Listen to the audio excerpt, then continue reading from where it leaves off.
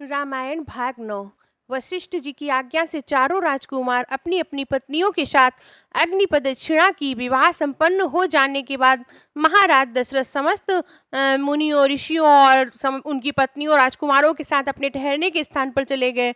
जनकपुरी में रात्रि में विश्राम करने के बाद विश्वामित्र जी अगले दिन उत्तराखंड चले जाते हैं। महाराज जनक ने दहेज के रूप में अब बहुत दास दासियां, हाथी, घोड़े, गांवें, रत्ने, जटित आभूषण, नाना प्रकार की वस्तुएं अयोध्यापति दशरथ को विदा किया और उन्हें पहुंचाने नगर के द्वार तक आए। वे हाथ जोड़कर बोले, हे राजन, मुझे अपना दास समझकर मुझ पे अपनी कृपा बनाए रखिएगा। इस पूरे कार्यक्रम में मुझसे जो भी गलती हुई हो उसके लिए मुझे क्षमा करना।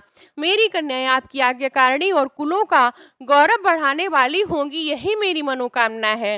राजा दशरथ ने राजकुमारों, उनकी पत्नियों, ऋषियों, मुनियों और परिवारजनों सहित अयोध्या के लिए प्रस्थान किया। प्रस्थान करते ही सभी ओर से भयंकर शब्द करने वाले पक्षियों की आवाजें जोर जोर से चारों दिशाओं में फैल गईं। धरती पर विचरण करने वाले पशु उनकी बाईं ओर दौड़ने लगे। इस पर दशरथ जी ने वशिष्ठ जी से कहा, गुरुदेव, ये कैसी माया है? पक्षियों का भयंकर स्वर किसी अपशगुन का सूचक है और वही मृगों का बाईं ओर भागना सगुन का सूचक है। दोनों सगुन और अपशगुन एक साथ क्यों हो रहे हैं? महाराज के इस प्रश्न के उत्तर में वशिष्ठ जी बोले, पक्षियों की भयंकर ध्वनि से हमको लग रहा है कोई भयंकर घटना घटने वाली है और मृगों के इस प्रकार जाने से हमको लग रहा है कि भयंकर घटना सरलता से शांत हो जाएगी। ये वार्तालाप अभी चल ही रहा था कि बहुत तेजी से चारों ओर आंधी आने लगती है। जमीन पर वृक्ष उखड़ के गिर जाते हैं। तभी राजा दशरथ को भृगुकुल के ऋषि परशुराम जी दिखाई पड़ते हैं। उनकी वेशभूषा बड़ी भयंकर थी। बड़ी बड़ी जटाएं उनके मुख पर बिखरी हुई थी। नेत्रों में क्रोध की लालिमा थी। कंधे पर फरसा, हाथ में धनुष बाण थे। ऋषियों ने आगे बढ़कर उनका स्वागत किया और इस स्वागत को स्वीकार करके वे रामचंद्र जी से बोले, दशरथ नंदन राम, हमें ज्ञात हुआ है कि तुम बहुत पराक्रमी हो और तुमने शिव धनुष को भंग किया है। इस प्रकार तुमने अपूर्व ख्याति प्राप्त कर ली है। मैं तुम्हारे लिए एक धनुष लाया हूँ।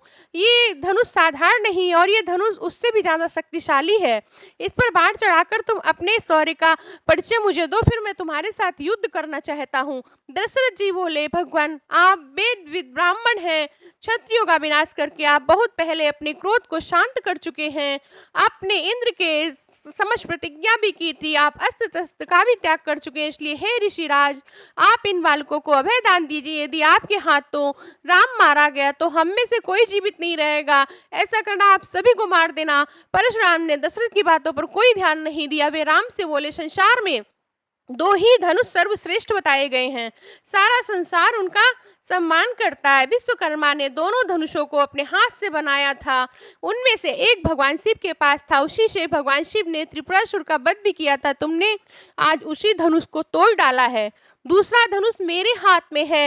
ये विष्णु भगवान का है। ये भी पिनाक की तरह ही शक्तिशाली है। एक बार शिव और विष्णु का भयंकर युद्ध हुआ तो विष्णु को देवताओं ने श्रेष्ठ मानकर शांत कर दिया था। शांत होने पर विष्णु जी ने ऋषि मुनि को धरोहर के रूप में यह धनुष दिया। अपने पूर्व पुरुषों से यह धनुष मुझे मिला। अब तुम एक क्षत्रिय होने के नाते इस धनुष को लेकर इस पर बाढ़ चढ़ाओ और मेरे साथ युद्ध करो। इस प्रकार परशुराम के बार बार ललकारने पर रामचंद्र जी बोले, हे भार्गव, मैं ब्राह्मण समझकर आपकी अभी तक सम्मान कर रहा था। आप मेरी इस विनयशीलता को कायरता समझ रहे हैं और मेरा तिरस्कार कर रहे हैं। लाइए धनुष बाण मुझे दीजिए। कहकर उन्होंने परशुराम के हाथ से धनुष बाण ले लिया और धनुष पर बाण चढ़ाकर बोले, हे भृगुनंदन, आप मुझसे युद्ध कर रहे हैं तो फिर सुनिए। आप ब्राह्मण होने के कारण मेरे पूज्य हैं, इसलिए इस बाण को मैं आप पर नहीं छोड़ सकता हूँ।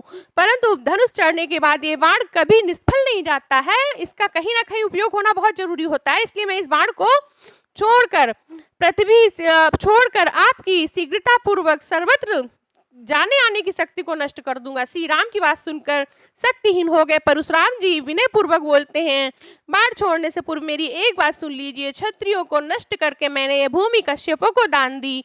उस समय उन्होंने मुझसे कहा था कि अब तुम्हें पृथ्वी पर नहीं रहना चाहिए। तभी से मैं गुरुवर कश्यप की आज्ञा का पालन करता हुआ रात्रि में पृथ्वी पर नहीं वास करता। अतः हे राम, कृपा करके मेरी गमन शक्ति को मत नष्ट करो। मैं मन के समान गति से महेंद्र पर्वत पर चला जाऊंगा।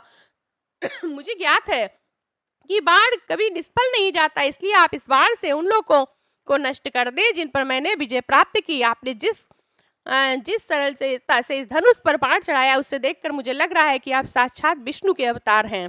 राम ने परशुराम की इस प्रार्थना स्वीकार कर ली और उनके द्वारा तपस्या के बल पर अर्जित की पुण्य लोकों को नष्ट कर दिया। इसके बाद परशुराम जी तपस्या करने महेंद्र पर्वत पर चले गए।